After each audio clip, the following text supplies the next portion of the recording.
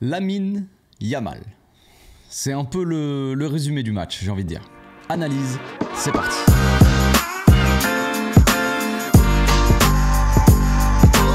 Au passage, n'hésite pas à nous rejoindre si c'est pas encore fait et à partager la chaîne autour de toi, ça fera plaisir à tonton. Bon, pour ceux qui ne le savaient pas, j'étais au stade hier, donc c'est pour ça que j'ai pas pu faire de débrief à chaud. C'est trop loin de chez moi, tout ça. Maintenant qu'on est à Montjuic, les amis, ça va être un peu plus compliqué si je vais au stade. D'après, venir et sortir un débrief à chaud, c'est compliqué, mais bon, c'est comme ça. C'est aussi le plaisir d'aller voir le Barça au stade, tout simplement. Alors, si je dois donner un peu mon ressenti déjà dans un premier temps sur le stade et comment ça se passe, tout ça, bon, déjà, le stade est magnifique. Au niveau de l'architecture, tout ça, c'est assez sympathique. C'est les JO, tout ça, donc c'est assez visuellement, c'est sympathique. Quand on arrive devant, on dirait pas forcément un stade, tu vois. Il y a, mais bon, le décor, tout ça, tout le coin de toute façon à Montjuic, c'est assez beau, c'est assez magnifique. Mais niveau accessibilité, c'est pas la folie non plus. Pour aller au stade, sauf si tu vas en voiture, il y a des parkings autour, mais bon, à mon avis, ils ont pas prévu le coup de faire des parkings assez grands pour qu'il y ait tout le monde qui vienne non plus. Les parkings sont vite remplis, à mon avis. Sinon, tu arrives à la Plaza España, qui est en bas des fontaines de Montjuic, pour ceux qui connaissent. Et en fait, tu dois marcher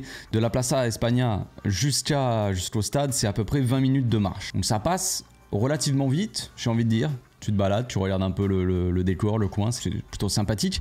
T'as quand même des escalators, c'est pas uniquement que des escaliers à monter, voilà, tu tapes pas, je sais pas combien de marches, tu vois, jusqu'au stade. Ça fait quand même une petite trotte, donc niveau accessibilité, par exemple, si vous avez des béquilles, ou si vous êtes même en chaise roulante, hein, pour ceux qui sont en chaise roulante, forcément c'est pas très pratique, quoi. Sauf, comme je l'ai dit, si tu vas en voiture, mais il faut y aller quand même assez tôt en voiture, sinon tu risques d'avoir des problèmes pour trouver une place. Bref, concernant les installations aussi, on m'a demandé hier par message, je crois, comment ça se passait si jamais t'avais un petit creux ou une petite soif et que t'avais envie d'acheter des trucs, un peu savoir s'il y a des petits magasins, des petits trucs pour acheter de la bouffe, tout ça autour du stade. Il n'y en a pas.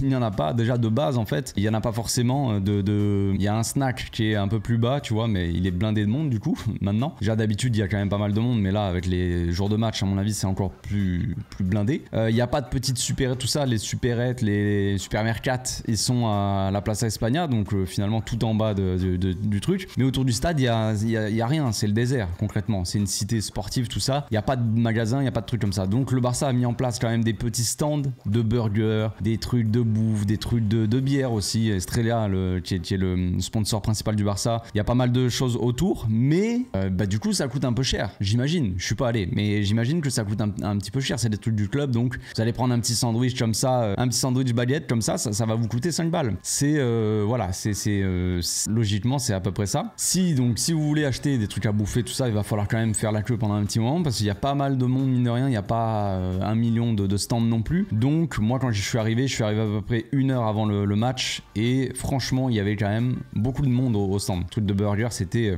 assez blindé. Après, quand tu rentres dans le stade, il y a encore des stands de bouffe, des trucs comme il y avait au Camp Nou en fait. Il y a des trucs pour acheter à bouffer, des popcorn, des boissons, tout ça. Donc ça doit être à peu près les mêmes prix, j'imagine. Et vu qu'il y a moins de stands, que le stade est moins grand qu'au Camp Nou, c'est vraiment encore plus blindé que d'habitude, les stands. Quand vous savez, avant les matchs ou même à la mi-temps, quand vous allez vite fait, vas-y, je vais vite acheter un truc à bouffer, forcément c'est vite rempli, et là franchement c'est monstrueux. La file d'attente qu'il y a, c'est assez monstrueux. Bref, sinon l'intérieur du stade, l'intérieur du stade il ressemble un peu au Camp Nou, vous savez, avec le toit, avec la forme du stade, ça ressemble un peu au Camp Nou, ça ressemble plutôt à la version fausse un peu qu'il y a sur FIFA du Camp Nou, là, version un peu non originale du Camp Nou. Donc c'est assez sympathique, ils ont fait quelque chose de bien, ils ont caché la piste d'athlée, ils ont fait des petits visuels Barça, tout ça, c'est assez sympathique finalement, ça ne choque pas. Ils ont un peu agrandi le terrain, faussement le terrain, ils ont mis un peu plus d'herbe sur les bords, tu vois, pour qu'on ait l'impression, en tout cas ça donne l'impression que le stade le terrain est plus proche des tribunes. En soi c'est pas forcément le cas, mais bon, en tout cas c'est un trompe-l'œil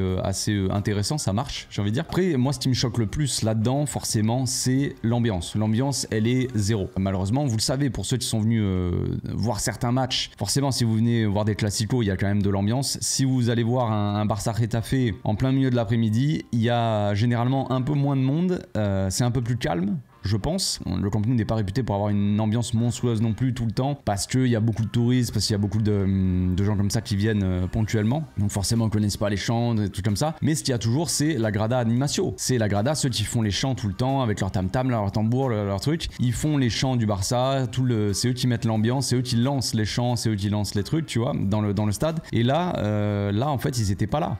Ils étaient pas là. Alors, est-ce que c'était que pour le Gamper? Je l'espère, franchement, va falloir faire un truc pour le club. Vraiment, là, c'était un premier test, tu vois, je pense. Le Gamper, voilà, on sait comment ça se passe, niveau des installations, niveau de l'accessibilité, niveau de l'ambiance, tout ça. On sait comment ça se passe dans le stade. Va falloir rester un an, un peu plus d'un an et demi dans ce stade. Il va falloir que le club voit comment ça s'est passé là et qu'il fasse un peu quelques changements. Parce qu'apparemment, de ce que j'ai entendu, c'est que la Grada, en fait, ils avaient eu le droit à avoir 600 places uniquement. Eux, ils en voulaient 1200 et le club a dit non. Et là, finalement, ils étaient pas là, tu vois. Donc, est-ce que c'était pour se plaindre un peu, pour dire, bah, nous, on veut nos places, tu vois? Et finalement, il faut leur donner leur place, frérot. Parce que si c'est pour que les mecs fassent la gueule, fassent la grève, qu'ils ne viennent pas et qu'on ait zéro ambiance dans les soirs de Ligue des Champions, je vous dis que le truc de Francfort, là, peu importe qui viendra dans le stade, en tout cas, les supporters adverses vont mettre plus d'ambiance que ceux du Barça, je vous le dis. S'il n'y a pas de grade d'animation, ça risque d'être très triste. Le niveau ambiance, ça risque d'être assez triste ce qui va se passer quand même cette saison. Donc j'espère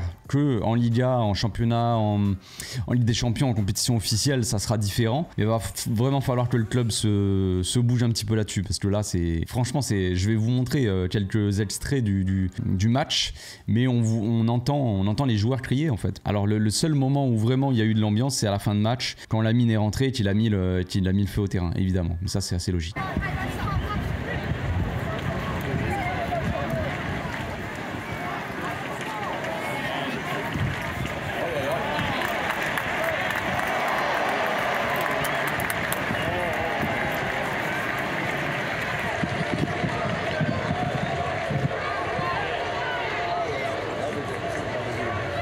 Donc on va commencer tout de suite l'analyse, hein. Je vais vous montrer quelques petites séquences pour les nouveaux, pour ceux qui n'ont jamais vu de vidéo analyse. Généralement, le lendemain des matchs, je fais l'analyse du match, je reprends quelques séquences qui m'ont paru intéressantes, qui me paraissent intéressantes. Les buts principalement, bon là je me suis pas enflammé non plus, j'ai pris principalement quand même les buts, montré un peu les placements des joueurs, tout ça, le pressing qui était assez calamiteux de la part du Barça. Mais voilà, on va reprendre les analyses en douceur. Donc on va commencer avec le placement des joueurs. Là sur cette séquence, on voit que Romeu il est descendu entre les deux centraux, donc Koundé et Garcia. On a Araujo qui était placé comme arrière droit. Ce coup-ci, c'était pas Koundé, on avait Koundé plutôt axial. Araujo qui était plutôt intéressant en latéral, on va dire. Enfin, pas plus que spécialement que Koundé, mais en tout cas, c'était pas pire non plus, on va dire. Baldé, semi-ailier, on va dire. Quasiment il était beaucoup plus haut qu'Araujo comme à son habitude. Un Lewandowski comme d'hab qui dézonnait, et ça c'est encore une fois pour moi un gros problème. Enfin un gros problème, disons que le problème quand Lewandowski il dézonne là-bas, c'est qu'il n'y a personne dans l'axe, et ça commence sérieusement quand même à me gonfler. Donc on a Romeu qui va pour relancer, et là on a nos trois autres milieux, donc Frenkie, Gavi et Pedrito qui viennent se marcher dessus quasiment, qui viennent un peu dans la même zone. Donc là normalement, si on veut faire un peu du jeu de position, quelque chose d'intéressant, logiquement on devrait avoir peut-être Pedri, tu vois, à cet endroit là, et un joueur qui viendrait là pour que Romeu vienne le chercher et qu'on vienne chercher Pedri dans cette zone là, et après Pedri face au jeu peut lancer des choses. Là c'est un peu le bordel pour moi niveau placement, placement des joueurs, ouais, organisation. Hier c'était vraiment compliqué, j'ai trouvé, c'était vraiment pas la folie. Donc là on a Pedrito, Gavi qui font un peu le même appel, Frenkie aussi, Frenkie va s'écarter. En vrai Romeu il aurait pu la passer à Pedri bien plus tôt, genre là par exemple, là il sert Pedri va chercher à la limite Koundé, mais ça attire un peu les défenseurs, ça vient un peu désorganiser l'adversaire. Là le défenseur là, central, il montait quand même assez haut souvent sur Pedri, et on va voir que sur le premier but du Barça, ça va les gêner forcément, parce que le défenseur montera tellement haut sur Pedri et Romeu que Rafinha il pourra partir dans le dos, il sera un peu seul. Bref, donc Romeu qui patiente, il ne choisit pas, il aurait pu servir aussi même Gavi là à cet endroit là, parce que de base Pedri là il fait l'appel, il attire les deux joueurs, le défenseur central donc qui a dézonné, plus le milieu défensif qui faisait que d'agresser nos joueurs. Bref, donc Gavi aurait pu être servi, franchement il scanne derrière lui, tu vois là, il scanne, tac, il scanne de l'autre côté, il voit personne. Et là, on a le défenseur qui dit à son milieu défensif d'aller sur Gavi, de le couvrir au cas où. Et après, il y va, du coup, il se décale. Donc après, c'est trop tard, tu vois. Donc là, on a un Romeu quand même, comme d'habitude, ce que j'avais dit avec Romeu, moi je trouve qu'il a fait un très bon match. Il a plutôt été très bon. Maintenant, c'est un Romeu qui prend pas beaucoup de risques dans ce domaine-là. Même s'il a fait des bonnes passes, même si après il a fait de très bonnes choses. On le voit là, il ose pas trop, on va dire. Il demande avec sa main, on a l'impression, un appel, tu vois. Les mecs font l'appel. Il y a la place pour faire des passes, mais c'est assez risqué, certes. Mais il ose pas, donc il patiente, il a file à Koundé sur le côté. Koundé qui va patienter encore une fois, il va resservir à Romeu, qui va pouvoir avancer. Donc là on a Rafinha qui fait l'appel sur son couloir là, qui vient demander la balle, tac. Et on va voir mon petit Ronald. L'intérêt d'avoir un latéral droit offensif qui vient dédoubler dans le couloir avec Rafinha, c'est ça aussi, c'est que Rafinha il aime bien redescendre et après il lance son gamin en profondeur, tu vois. Il lui fait signe, Rafinha. Quand il va pour contrôler, il fait signe de la main de partir, tu vois. Et là on a Ronald qui il donne tout ce qu'il a, hein, juste avant de se blesser d'ailleurs, qui va y aller, hein. Après mon gamin il va passer à l'épaule, hein. Là Ronald, pour le bouger à l'épaule, faut se lever tôt quand même. Voilà, assez intéressant de la part de Ronald. Bon, c'est pas un latéral, pur latéral, hein, Ronald, on le sait très bien. Quand ton meilleur défenseur central est obligé de jouer latéral, c'est un peu complexe. On verra si on arrive à faire venir un latéral, ça serait quand même pas mal pour ce mercato. L'action du 1-0 maintenant, donc le Barça construit tranquillement, Koundé qui passe à Garcia qui va avancer, qui n'est pas attaqué. Donc Garcia souvent quand il n'est pas attaqué, il attaque l'espace comme Christensen, hein, d'ailleurs. Donc il va servir Baldé dans le couloir. Là on a un Lewandowski et un Gavi qui encore une fois sont très proches, on va dire ça comme ça, hein, sont très proches mais ne proposent pas grand chose finalement. Lewandowski il fait signe à mon avis là avec sa petite mimine, il fait signe à Gavi de prendre la profondeur. Gavi ne le voit pas ou quoi, mais il prend pas vraiment la profondeur. Personne pour prendre l'axe là et faire un appel tranchant, faire quelque chose. Personne, ça c'est un peu fatigant, mais ce n'est pas grave, on va dire que c'est pas grave, c'est le début du match, c'est la 2e minute, vas-y on va se détendre. Donc Frenkie qui va servir Romeu, qui sert en retrait, tac tac, on fait tourner, on est bien, et là on a une bonne passe de Koundé que j'ai trouvé assez excellent hier, pour moi le meilleur défenseur clairement, que ça soit niveau défensif on va dire.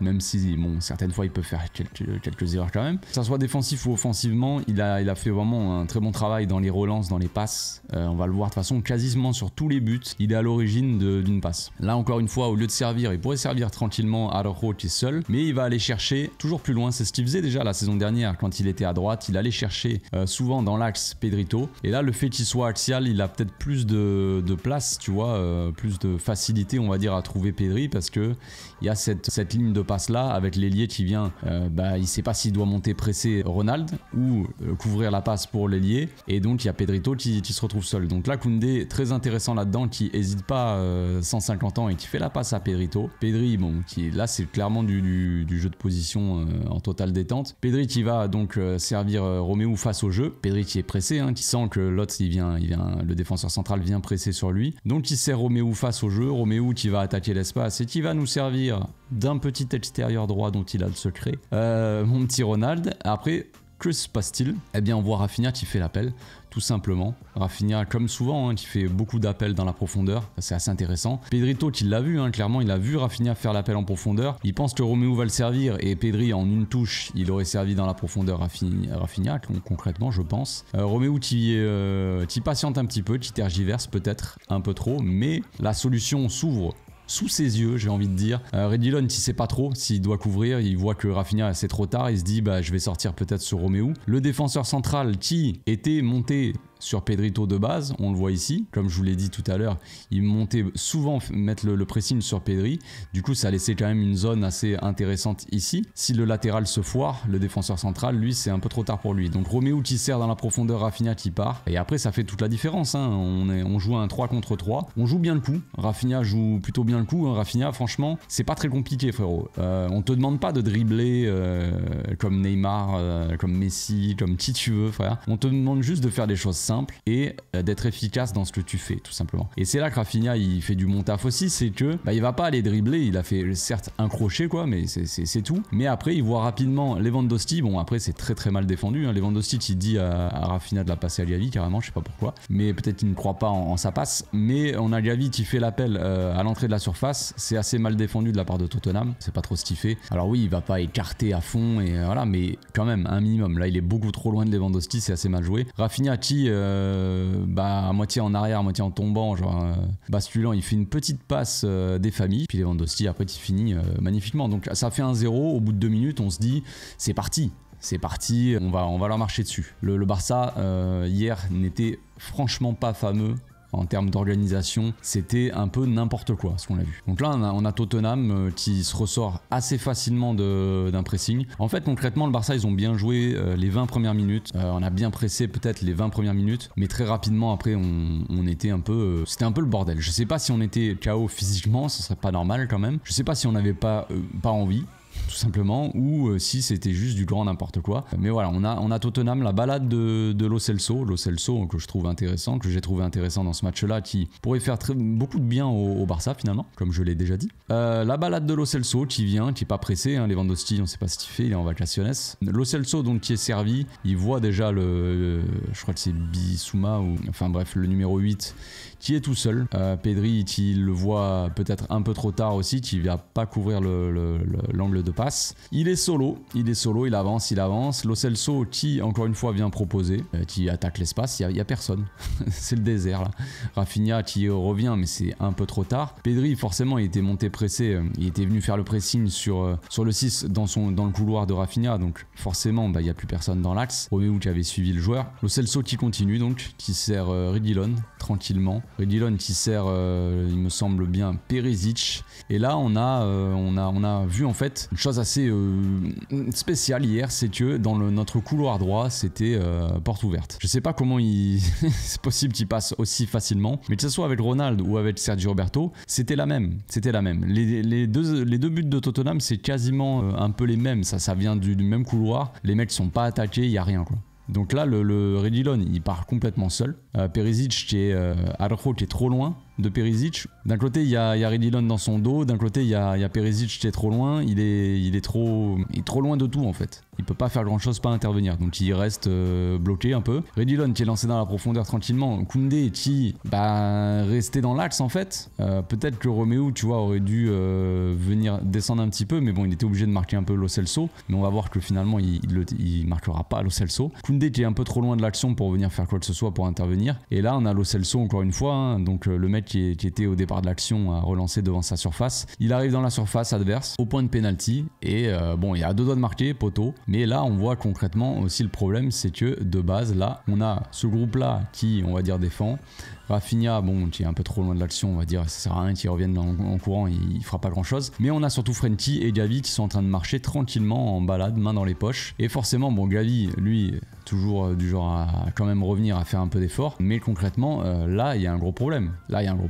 Romeu est peut-être en retard sur Lo Celso, il a pas bien suivi. Frenkie et Gavi, c'est compliqué. Baldé, là, il se retrouve à marquer celui-là. Il va devoir aller intervenir devant Lo Celso, mais concrètement, Baldé, il aurait 3 joueurs à marquer, tu vois. Il aurait Lo Celso, peut-être Pedro Porro, je sais plus lequel, et ça doit être Stipe, celui qui a marqué. Donc là, il y a quand même un gros problème défensif. Alors Eric Garcia, certes, glisse, mais il était de toute façon sur l'attaquant, donc il peut pas non plus faire grand chose. Là, Lo Celso qui met le poteau, et là, après, voilà, Gavi qui revient trop tard.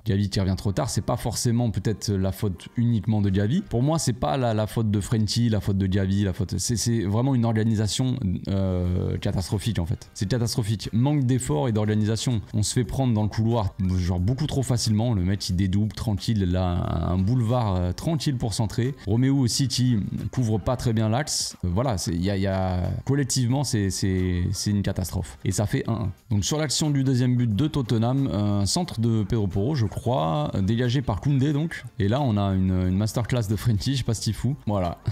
Contrôle pour Lo Celso. Lo Celso qui va, je crois que c'est Lo Celso, qui va servir Perisic sur le côté. Encore une fois, on a un appel dans le demi-espace. demi-espace qui vient un peu tromper. Entre temps, Araujo il est sorti, c'est Roberto qui est là. Appelle donc dans le demi-espace qui vient un peu. Roberto, il va le. C'est compliqué pour lui. De base, c'est assez compliqué pour Roberto, mais là, c'est encore pire. Il sait pas s'il doit monter ou s'il doit couvrir l'appel dans le demi-espace. Il ose pas. Donc en fait, Perisic, il a tout son temps, mais tu laisses du temps à Perisic pour centrer. C'est un peu compliqué. Là, on a Frenkie, concrètement, qui est devant le joueur qui va marquer, mais le Frenkie, plein d'agressivité, plein de bonne volonté qu'on a vu en pré-saison, il n'était pas là hier soir. Donc peut-être parce que c'est un match amical, que c'est le trophée Gamper, que la Liga elle démarre ce week-end, donc les mecs ils ont pas trop envie de se fouler non plus. On va dire ça comme ça, on va donner cette excuse là, je pense, pour être sympathique. Mais là concrètement, le manque d'agressivité, le manque de hargne, d'engagement, il est assez fou. On a un Frenkie qui est à 1 mètre d'avance sur le gars et qui suit pas quoi,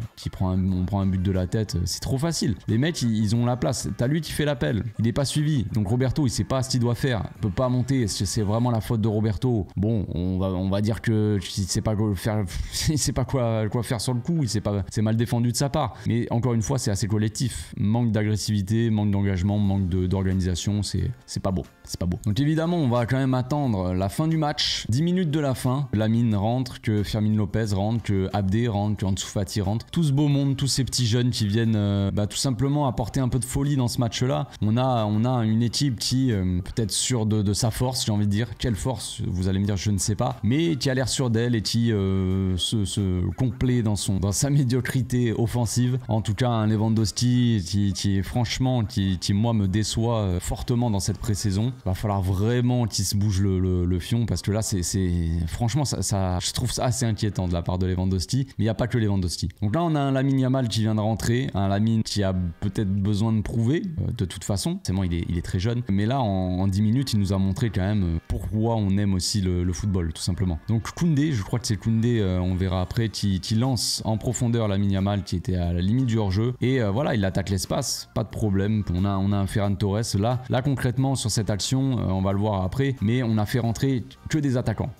On a Lamine, ailier droit, on a Ferran Torres en 9, on a Abdé, ailier gauche, on a Ansu Fati on jouait avec 2 attaquants de pointe, on va dire, qui ne sont pas vraiment des attaquants de pointe finalement, et 2 ailiers en fait très techniques et assez virevoltants. Donc un Tottenham qui a pris l'eau très rapidement, avec un Fermin Lopez aussi très offensif au milieu. Donc Lamine qui attaque l'espace, bon là c'est concrètement une sorte de contre-attaque assez rapide. Ferran Torres qui fait le bon appel dans l'axe, qui est parfaitement servi de l'extérieur du gauche de Lamine Yamal et qui vient marquer son petit but. Donc là au départ de l'action, hop, on s'élève, on est content tous, ouais, on est super content, on a marqué. Donc là au départ de l'action, on voit Koundé encore une fois qui fait son jeu de passe. Comme je le disais tout à l'heure, Koundé qui a été assez intéressant dans son jeu de passe long, tu vois. Lamine qui revient vers la défense et qui fait appel contre appel, concrètement, la base de chez base. Koundé qui a vu le coup et qui le sert parfaitement en profondeur, et là Lamine qui est complètement seul. Reguilon, le pauvre, il est à la rue. Il a vécu les 10 minutes les pires de sa vie, je crois. Donc après voilà, on revoit un peu l'extérieur à la limite du hors-jeu, tac. Et là c'est magnifique. Le sang-froid et la finition d'un grand buteur, ça je vous le dis. Ferran Torres qui m'a plus impressionné que Lewandowski pendant cette pré-saison. Le 3-2. Donc là c'est la débandade pour Tottenham, c'est un peu la fin de match, peut-être qu'ils ont lâché, peut-être qu'ils s'en foutent complètement, c'est le trophée Gamper, ils se disent de toute façon on va peut-être leur laisser leur trophée, tu vois, donc faut peut-être leur laisser un petit peu leur trophée pour leur faire plaisir un petit peu. Ça fait plaisir aux joueurs, ça fait plaisir aux jeunes, ça nous met dans un bon mood, même si franchement le match on méritait pas forcément de gagner, en tout cas pas 4-2, ça c'est sûr. Donc relance de Gundogan, Roberto qui va trouver Fermin Lopez pour Lamine, et là c'est magnifique. On a tout simplement un geste, j'ai envie de dire de grande classe, qui met dans le vent Reguilon, mais c'est tellement facile quoi.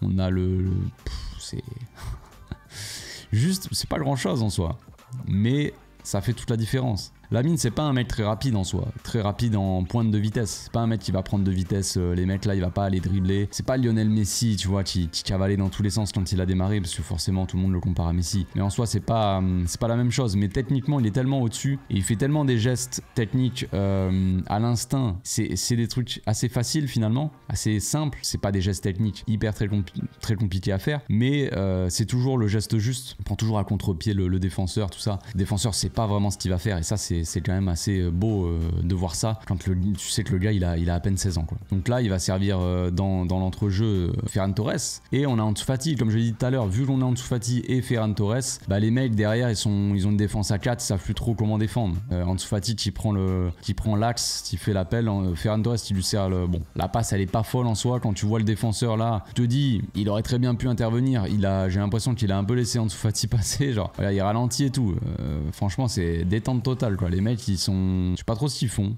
Comme je vous l'ai dit, je pense qu'ils nous ont laissé un peu notre trophée. Ansu Fati, pour la confiance qui vient quand même finir, c'est beau. C'est beau pour Ansu, c'est beau pour Lamine, c'est beau pour Ferran Torres. On est tous contents. Pour finir donc le dernier but, on est passé quand même en fin de match avec Frenkie en défense centrale, qui est une option, je trouve, assez intéressante par moment. Ce qu'on peut voir, vu que de toute façon, si on a tendance à se blesser, si on a Inigo, Christensen, Araujo, qui sont tous blessés, au bout d'un moment, il va falloir qu'on trouve des nouveaux défenseurs. Pourquoi pas avoir Frenkie en défense? Écoutez, après tout, à voir ce que ça donne. Frenkie donc en défense, Gundogan qui était en pivot avec, on avait, je sais même pas comment on était, Ansu Fati qui jouait milieu offensif à moitié, Fermin Lopez, donc vraiment une équipe très offensive en fin de match. Donc Koundé encore une fois lui, qui va servir directement, qui va passer, au lieu de passer par son latéral, qui va jouer long sur Lamine, comme souvent, comme je l'ai dit, ça partait de Koundé. Lamine, Reguilón qui va demander à Lamine, s'il te plaît frérot, arrête-toi, j'en peux plus. Lamine qui s'en fout complètement. Donc Reguilón, lui, il était en fin de vie. Il s'est couché là après, hein. Il s'est mis en position latérale de sécurité. Il s'est dit c'est bon, j'en peux plus. Enfin, 10 minutes contre le gars. Je peux plus. Donc Lamine qui va patienter, temporiser, il va avoir l'appel de Fermin Lopez. Comme je l'ai dit, une attaque du Barça très très offensive, un Abdé qui est complètement seul dans son couloir, qui est écarté vachement. Dans l'axe, Ansu Fati et Ferran Torres qui centralisaient toute l'attention des défenseurs, hein. On avait les 3 défenseurs dans l'axe, Abdé qui est complètement seul. Fermin qui vient faire son appel dans le demi-espace, c'est idéal, c'est totalement ce qu'il faut faire. Lamine qui le sert donc dans la profondeur, et là voilà, il lève les yeux tout simplement. On a des appels différents, c'est magnifique, c'est ce qu'on demande tout simplement. On ne demande pas la lune, on ne demande pas des sombreros, on ne demande pas des passements de jambes. Si, j'ai envie de dire, on aimerait bien quand même le voir, ça serait sympathique. Mais tout simplement une attaque qui sait quoi faire, chacun fait son appel, et c'est totalement parfait, j'ai envie de dire, c'est tout. On a Fermin Lopez qui attaque l'espace, qui rentre dans la surface, qui a pas peur d'y aller, parce que des fois on a des ailiers qui vont dans le couloir, enfin on sait pas pourquoi, ils veulent pas aller dans la surface, ils veulent pas attaquer, on sait pas trop. Ferran Torres qui, encore une fois, attaque devant les cages, quoi. Il fait l'appel à l'entrée devant les cages du gardien, au premier poteau. Donc Fermin Lopez choisit de patienter et de pas le servir. On a Ansu Fati qui fait l'appel à l'entrée de la surface, donc le défenseur là qui dit il va faire la passe à Ansu Fati, tu vois. Il est un peu, la défense elle est un peu écartelée. On a les 3 défenseurs centraux qui sont assez compacts. On a les 2 défenseurs centraux là, lui qui est attiré par Fermin Lopez mais qui a envie de couvrir le premier poteau, lui qui est attiré totalement par Ferran Torres. Abdé qui est complètement seul dans le couloir, hein. Et lui qui pense qu'il va faire la passe à Ansu Fati. Finalement, tac, l'angle de passe s'ouvre. C'est assez simple, comme quoi le football des fois on peut se dire c'est simple. L'angle s'ouvre tranquillement pour Abdé qui est complètement seul, et c'est fini. Donc là c'est vraiment une belle action, franchement. Une très belle action qu'on a vue pour finir ce match là. Mais bizarrement on a vu, bon, on va pas se baser sur une fin de match qu'on a vu du Barça, dit voilà c'est comme ça qu'il faut jouer avec 50 attaquants, tout ça. Non, on va pas jouer avec 50 attaquants pendant toute la saison. C'est pas ce dont on a besoin en soi. Mais on voit que quand il y a un peu plus d'attaquants, quand il y a des ailiers aussi, eh bien Tottenham peut-être qu'ils reculent un petit peu, peut-être qu'ils ont un peu plus de mal à défendre sur nous, et peut-être que les équipes d'en face, ça sera peut-être plus simple pour nous de mettre un peu plus d'attaquants, on va dire, parce que Baldé qui joue en ailier, c'est intéressant, mais déjà il a une qualité de centre quand même qui est à revoir. Forcément il va falloir vraiment qu'il travaille là-dessus. Et puis Baldé part de loin, il n'est pas vraiment très haut en soi. Donc on a Rafinha d'un côté qui a tendance à rentrer dans l'axe, qui n'est pas un ailier de débordement, qui a besoin d'un latéral offensif. Pour l'instant on n'en a pas. Un ailier gauche qui est un latéral offensif pour le coup.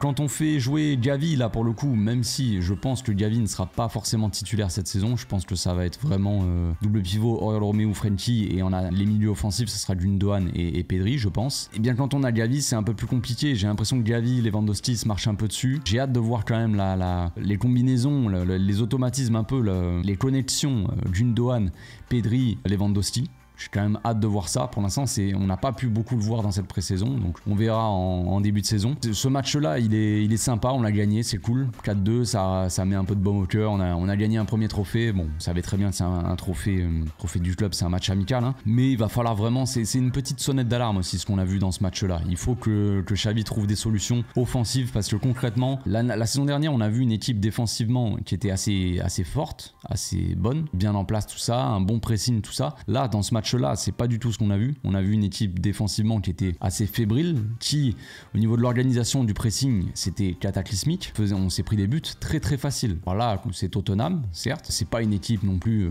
exceptionnelle. Désolé pour les fans de Tottenham. Mais voilà, en Ligue des Champions, quand le niveau sera un peu plus élevé, quand l'intensité sera un peu plus haute, on attend beaucoup mieux. On attend un peu plus de rigueur, un peu plus de volonté. Bon, après, je doute pas que les joueurs mettront un peu plus d'intensité dans les matchs comme ça, hein, les gars. Là, c'est un match amical. Ils vont pas jouer leur vie sur un match amical. Mais quand même, ça manque un petit peu de quelque chose, forcément, défensivement. Et offensivement, c'est toujours le même problème. Quand on joue à 4 milieux, on est censé avoir cette maîtrise de balle au milieu, cette tenue de ballon. Là, bon, c'est pas forcément ce qu'on a vu, mais bon, voilà. Et après, offensivement, quand on doit créer des occasions, être dangereux, tout ça, sur les défenses adverses, dans la surface adverse, eh ben, c'est pas fou. C'est pas fou ce qu'on voit. Lewandowski, moi, il m'inquiète. Là, en ce début de saison, quand on regarde juste les matchs amicaux, moi, je me dis, est-ce qu'il faut vraiment titulariser Lewandowski ou Ferran Torres, tu vois? Alors, certains vont me dire, t'es complètement timbré, Ferran Torres doit partir du club. Certes. Peut-être. Mais concrètement, ce qu'on a dans l'équipe, les attaquants qu'on a, Lewandowski, pour l'instant, va falloir vraiment se réveiller. Parce que là, ce que je vois, ça me plaît pas trop. Voilà, je pense que j'ai fait le tour. On va s'arrêter ici. Je pense que la vidéo est assez longue comme ça. On se retrouve bientôt pour une nouvelle vidéo. D'ici là, portez-vous bien. Passez une très bonne journée. Ciao.